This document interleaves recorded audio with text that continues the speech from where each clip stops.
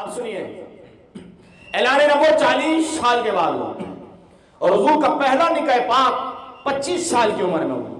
کس کی عمر میں؟ اب نکاح جو پڑھایا وہ حضرت جناب ابو طالب نے پڑھایا۔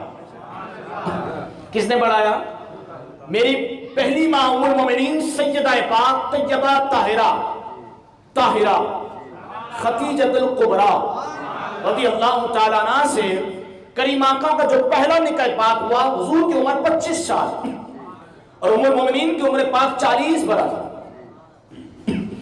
جناب ابو طالب نے جو خطبہ پڑھا، جو خطبہ ارشاد فرمایا، خطبہ سماعت کیجئے، جناب ابو طالب کا خطبہ، آپ نے فرمایا کہ اس خدا کا شکر ہے۔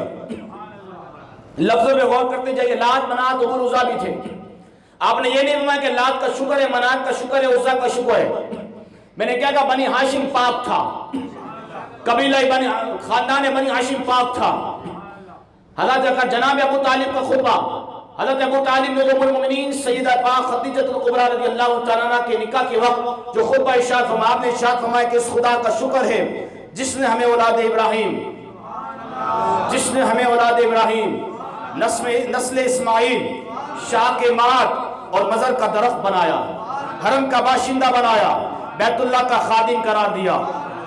میرے بیٹے محمد بن عبداللہ کو اگر تمام جہاں کے ساتھ تولا جائے تو یہ سب پر بھاری ہوگا، اور دیکھ لینا آگے چل کر میرا یہ لخت جگر بڑی شان والا ہوگا۔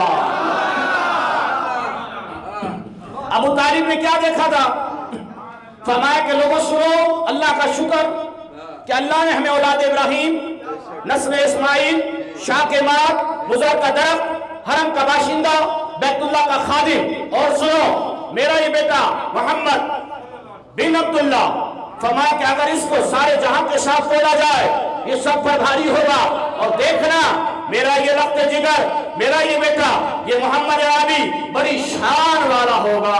بالکل صحیح فرمایا ہے، کلام الہی میں شمس دہا، تیرے چہرہ نور فضا کی قسم، قسم شب تار میں راز یہ تھا، حبیب کی زلف دتا کی قسم، وہ خدا نے ہے مرتبہ تجھ کو دیا، نہ کسی کو ملا نہ کسی کو ملے، ہے کلام مجید نے کھائی شہا، تیرے شہر و کلام و بقا کی قسم۔